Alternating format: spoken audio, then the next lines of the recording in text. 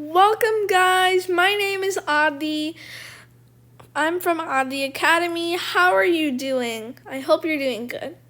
Today is part 11, factoring differences of squares with a 1 coefficient.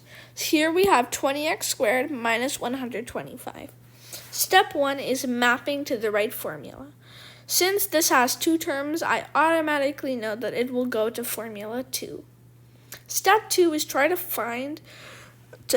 make it fit into the formula by taking 5 as a common factor out. So 20x squared minus 125 with 5 taken out is equal to 4x squared minus 25.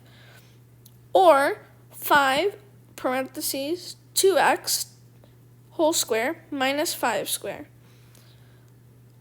which is 2x plus 5 times 2x minus 5. The factors are 2x plus 5 and 2x minus 5. Thank you for watching. I'm Aadi from Aadi Academy. I hope you have a great rest of your day.